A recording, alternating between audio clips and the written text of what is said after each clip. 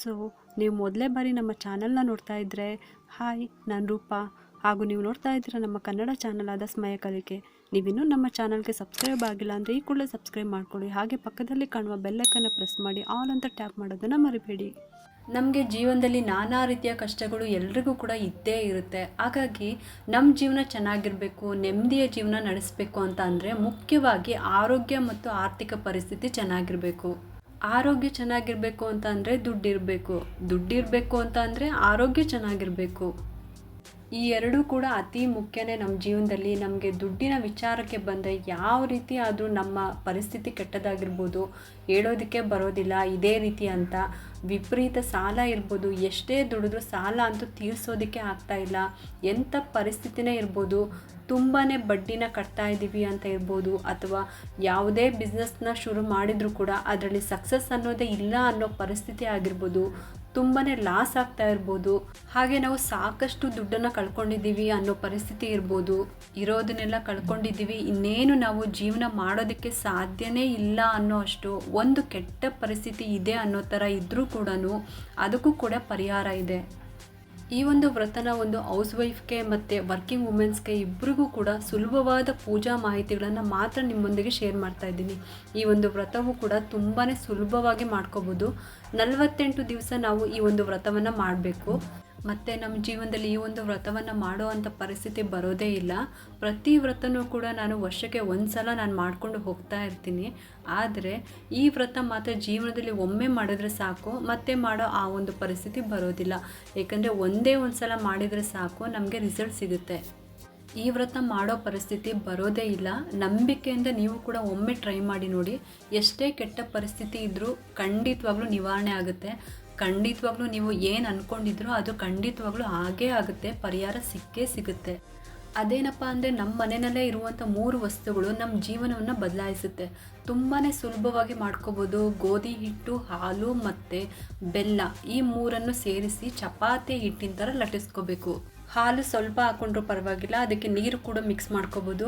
ಚಪಾತಿ ಹಿಟ್ಟಿನ ಥರ ಕಲಿಸ್ಕೋಬೇಕು. ಸಣ್ಣ ಸಣ್ಣ ಉಂಡೆಗಳನ್ನಾಗಿ ಮಾಡ್ಕೋಬೇಕು. ನಿಮಗೆ ಯಾವ ಸೈಜಲ್ಲಿ ಬೇಕೋ ಆ ಸೈಜ್ನಲ್ಲಿ ಮಾಡ್ಕೋಬೋದು. ಚಿಕ್ಕದಾದರೂ ಸರಿ, ದೊಡ್ಡದಾದರೂ ಸರಿ, ಯಾವ ಸೈಜಲ್ಲಾದರೂ ಮಾಡ್ಕೋಬೋದು. ನೀವು ಯಾವುದೇ ಸೈಜಲ್ಲಿ ಈ ಉಂಡೆಗಳನ್ನ ಮಾಡಿಕೊಂಡ್ರೂ ಕೂಡ ಒಟ್ಟಿನಲ್ಲಿ 108 ಉಂಡೆಗಳಾಗಿ ಮಾಡ್ಕೋಬೇಕು. ತುಂಬಾ ಈಸಿಯಾಗಿ ಮಾಡ್ಕೋಬೋದು. ಈ 108 ಗೋಧಿ ಉಂಡೆಗಳನ್ನು ಮಾಡಿಕೊಂಡು ನೆರಳಲ್ಲಿ ಒಣಗಿಸ್ಕೋಬೇಕು. ಒಂದು ಪ್ಲೇಟ್ನಲ್ಲಿ ಹಾಕಿಟ್ಬಿಟ್ಟು ನೆರಳಲ್ಲೇ ಒಣಗಿಸ್ಕೋಬೇಕು. ಒಂದು ದಿನಕ್ಕೆ ಒಣಗೋಗ್ಬಿಡುತ್ತೆ. ನೆರಳಲ್ಲೇ ಇಟ್ಟರೆ ಒಂದೇ ದಿನಕ್ಕೆ ಒಣಗೋಗ್ಬಿಡುತ್ತೆ. ಇದನ್ನೇನಾದರೂ ಬಿಸಿಲಿಗೆ ಇಟ್ಬಿಟ್ರೆ ಅದು ಕ್ರ್ಯಾಕ್ ಆಗುತ್ತೆ, ಬಿರುಕು ಬಿಡುತ್ತೆ ಉಂಡೆಗಳು. ನೆರಳಲ್ಲೇ ಒಣಗಿಸ್ಕೋಬೇಕು ಅಷ್ಟೇ. ಯಾವುದಾದ್ರೂ ಒಳ್ಳೆ ದಿನ ನೋಡ್ಕೊಂಬಿಟ್ಟು ಶುರು ಮಾಡಿ ವ್ರತವನ್ನು ಮಾಡೋದಕ್ಕೆ. ಇದು ಕುಬೇರ ವ್ರತ. ತುಂಬಾ ಸುಲಭವಾಗಿ ಮಾಡ್ಕೊಳ್ಳೋವಂಥ ವ್ರತ ಅಂದರೆ ಕುಬೇರ ವ್ರತ. ಒಂದು ಪ್ಲೇಟ್ನಲ್ಲಿ ಅಥವಾ ಒಂದು ಬೌಲ್ನಲ್ಲಿ ಮಾಡಿರುವ ಗೋಧಿ ಹಿಟ್ಟಿನ ಉಂಡೆಗಳನ್ನು ಇಟ್ಬಿಟ್ಟು ನೆರಳಲ್ಲೇ ಒಂದೇ ಒಂದಿನ ಒಣಗಿಸ್ಕೊಳ್ಳಿ. ಇಲ್ಲ ಒಂದು ದೊಡ್ಡ ಪ್ಲೇಟ್ನಲ್ಲಿ ಮಾಡಿಟ್ಕೊಳ್ಬೋದು. ಪ್ರತಿ ದಿವಸ ನೀವು ಆದಷ್ಟು ಬೆಳಗ್ಗೆ ಪೂಜೆ ಮಾಡಿಕೊಂಡ್ರೆ ಒಳ್ಳೆಯದು. ಕೆಲಸಕ್ಕೆ ಹೋಗೋರ್ಗೂ ಅನುಕೂಲ ಇರುತ್ತೆ. ಹಾಗೆ ಮನೇಲಿರೋರು ಸಂಜೆ ಬೇಕಾದರೆ ಮಾಡ್ಕೋಬೋದು. ಈಗಲೇ ಮಾಡ್ಕೋಬೇಕು, ಆಗಲೇ ಮಾಡ್ಕೋಬೇಕು ಅಂತ ಏನೂ ಟೈಮ್ ಇಲ್ಲ. ಹಾಗೆ ಲಿಮಿಟ್ಸೂ ಇಲ್ಲ ಈ ಒಂದು ಪೂಜೆಗೆ. ಮೊದಲನೇ ದಿವಸ ಗಣಪತಿ ಪೂಜೆನ ಮಾಡಿ ಸಂಕಲ್ಪವನ್ನು ಮಾಡಿ ನಿಮ್ಮ ಕೋರಿಕೆ ಏನಿದೆ ಅದನ್ನು ಬೇಡಿಕೊಂಡು ನಿರ್ವಿಘ್ನವಾಗಿ 48 ದಿವಸ ಈ ವ್ರತವನ್ನು ನಡೆಸ್ಕೊಡು ದೇವರೇ ಅಂತ ಹೇಳಿ ಗಣೇಶನ ಹತ್ತಿರ ಪ್ರಾರ್ಥನೆ ಮಾಡಿಕೊಂಡು ಆಮೇಲೆ ಮನೆ ದೇವ್ರನ್ನ ಪ್ರಾರ್ಥಿಸಿ ಈ ವ್ರತವನ್ನು ಪ್ರಾರಂಭಿಸಿ. ಒಂದು ಗೋಧಿ ಉಂಡೆಯನ್ನು ಕೈಯಲ್ಲಿ ಇಟ್ಕೊಂಡು ಮಂತ್ರನ ಹೇಳಿಕೊಂಡು ಒಂದೊಂದೇ ಉಂಡೆಯನ್ನು ಇಡ್ತಾ ಬರಬೇಕು. ಹೀಗೆ ಮಾಡೋದ್ರಿಂದ ಸರಿಯಾಗಿ 108 ಸಲ ಮಂತ್ರವನ್ನು ಉಚ್ಚಾರಣೆ ಮಾಡ್ದಂಗೆ ಆಗುತ್ತೆ.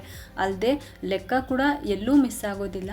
ಹಾಗೆ ನಾವು ಪ್ರತಿ ಸಲ ನಾವು ಉಂಡೆಗಳನ್ನು ಕೈಯಲ್ಲಿ ಇಟ್ಕೊಂಡು ಮಂತ್ರವನ್ನು ಹೇಳೋದ್ರಿಂದ ಮೊದಲು ನಮ್ಮಲ್ಲಿರುವ ನೆಗೆಟಿವಿಟಿ ಅನ್ನೋದು ಹೋಗ್ತಾ ಬರುತ್ತೆ. ಆಮೇಲೆ ಈ 48 ದಿವಸ ವ್ರತ ಮುಗಿಸೋ ಅಷ್ಟರಲ್ಲಿ ಮನೆಯಲ್ಲಿರುವಂಥ ನೆಗೆಟಿವಿಟಿ, ನಕಾರಾತ್ಮಕ ಶಕ್ತಿ ಅಂತ ಏನು ಅಂತೀವಿ ಸಂಪೂರ್ಣವಾಗಿ ಕಡಿಮೆ ಆಗುತ್ತೆ. ಅಷ್ಟರಲ್ಲಿ ನಿಮಗೆ ಸ್ವಲ್ಪನೇ ಪಾಸಿಟಿವ್ ರಿಸಲ್ಟ್ಗಳು ಗೊತ್ತಾಗುತ್ತೆ. ಮತ್ತು ಅದ್ರ ಜೊತೆಗೆ ಕನಕದಾರ ಸ್ತೋತ್ರನ ಓದ್ಕೊಳ್ಳಿ, ತುಂಬಾ ಒಳ್ಳೆಯದಾಗುತ್ತೆ. ಈ ಒಂದು ಕುಬೇರ ಮಂತ್ರನ ನಾನು ಸ್ಕ್ರೀನ್ ಮೇಲೂ ಕೂಡ ಕೊಟ್ಟಿದ್ದೀನಿ, ನೀವು ನೋಡ್ತಾ ಇರ್ಬೋದು. ಈ ಒಂದು ಮಂತ್ರನ ಹೇಳ್ಕೊಂಡು ಒಂದೊಂದೇ ಗೋಧಿ ಉಂಡೆನ ಪಕ್ಕಕ್ಕೆ ಇಟ್ಕೊತಾ ಬರಬೇಕು. ಆವಾಗ ನಿಮಗೆ 108 ಸಲ ಪಠನೆ ಮಾಡಿರೋ ಲೆಕ್ಕ ಸಿಗುತ್ತೆ. ಇದಾದಮೇಲೆ ಕನಕದಾರ ಸ್ತೋತ್ರವನ್ನು ಹೇಳ್ಕೋಬೇಕು. ಈ ಸ್ತೋತ್ರವನ್ನು ಓದೋದಕ್ಕೆ ಬರೋದಿಲ್ಲ ಅನ್ನೋರು ಆಮೇಲೆ ಬೇಕಾದರೆ ನೀವು ಮೊಬೈಲ್ನಲ್ಲೂ ಕೂಡ ಆನ್ ಮಾಡಿ ಕೇಳ್ಕೊಬೋದು. ಅಥವಾ ನಿಮಗೆ ಅಷ್ಟು ಸಮಯ ಇಲ್ಲ ಅಂದರೆ ಬರೀ ಕುಬೇರ ಪೂಜೆನ ಮಾಡ್ಕೋಬೋದು. ಹಣದ ಸಮಸ್ಯೆಗೋಸ್ಕರನೇ ಈ ಕನಕದಾರ ಸ್ತೋತ್ರವನ್ನು ಓದೋದು. ಹಾಗಾಗಿ ಈ ಎರಡೂ ಮಂತ್ರನೂ ಕೂಡ ಹೇಳ್ಕೊಂಡ್ರೆ ತುಂಬಾ ಒಳ್ಳೆಯದಾಗುತ್ತೆ. ಈ ಮಂತ್ರದ ಜೊತೆ ಕನಕದಾರ ಸ್ತೋತ್ರನ 48 ದಿವಸ ಓದೋದ್ರಿಂದ ಖಂಡಿತ ನಿಮ್ಮ ಆರ್ಥಿಕ ಸಮಸ್ಯೆ ಸುಧಾರಿಸುತ್ತೆ. ಏಕೆಂದರೆ ನಾವು ಯಾವುದೇ ಒಂದು ಪೂಜೆ ಮಾಡಿದ್ದು ಒಂದು ಮಂಡಲದ ರೀತಿ ಪೂಜೆ ಮಾಡಬೇಕು. ಆಗ ನಮಗೆ ಸಂಪೂರ್ಣವಾದ ಫಲ ಸಿಗುತ್ತೆ. ಈ ಒಂದು ವ್ರತ ಅಂದರೆ 48 ದಿವಸ ಇರುತ್ತೆ ಅಲ್ವಾ, ಅದಕ್ಕೋಸ್ಕರ ದಯವಿಟ್ಟು ನಾನ್ ವೆಜ್ ಅಂತೂ ತಿನ್ನಲೇಬಾರ್ದು. ಮನೆಯಲ್ಲಿ ಬೇಕಾದರೆ ತಿನ್ನೋರಿಗೆ ಮಾಡಿಕೊಡಿ, ಆದರೆ ಯಾರು ಪೂಜೆ ಮಾಡ್ತಿರೋ ಅವರು ಮಾತ್ರ ತಿನ್ನಲೇಬಾರ್ದು. ಈ ವ್ರತವನ್ನು ಬೆಳಗ್ಗೆ ಅಥವಾ ಸಂಜೆ ಮಾಡ್ಕೋಬೋದು.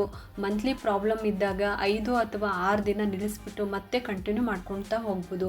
ಏನೂ ತೊಂದರೆ ಇಲ್ಲ. ಅದೇ ರೀತಿಯೇ ನೀವು ಲೆಕ್ಕ ಹಾಕ್ಕೊಂಡು 48 ದಿವಸ ಪೂಜೆನ ಮಾಡ್ಕೋಬೋದು. ತುಂಬಾ ಸುಲಭವಾದ ವ್ರತ ಮಾಡ್ಕೋಬೋದು. 48 ದಿವಸ ಲೈಫ್ನಲ್ಲಿ ಒನ್ ಟೈಮ್ ಅಷ್ಟೇ ಮಾಡ್ಕೋಬೇಕಾಗಿರೋದು. ಆಮೇಲೆ ಪ್ರತಿಫಲ ಸಿಗೋದು ನಿಮಗೆ ಗೊತ್ತಾಗುತ್ತೆ. ನಿಮಗೆ ಒಳ್ಳೆಯದಾದರೆ ನೀವು 4 ಜನಕ್ಕೆ ಹೇಳ್ಬೋದು, ತಿಳಿಸ್ಬೋದು. ನಮ್ಮಿಂದ ಒಬ್ರಿಗೆ ತೊಂದರೆ ಆಗೋದಿಲ್ಲ, ಒಳ್ಳೇದಾಗುತ್ತೆ ಅಂತ ಅಂದರೆ ಯಾಕೆ ನಾವು ತಿಳಿಸ್ಬಾರ್ದು ಅಲ್ವಾ. ಮತ್ತು ಈ ವ್ರತ ಮುಗಿದ ಮೇಲೆ ಈ ಉಂಡೆಗಳನ್ನೆಲ್ಲ ಒಂದು ಕವರ್ನಲ್ಲಿ ಹಾಕಿ ಎತ್ತಿಟ್ಬಿಡಿ. ಗಂಟು ಹಾಕೋದಕ್ಕೆ ಹೋಗಬೇಡಿ.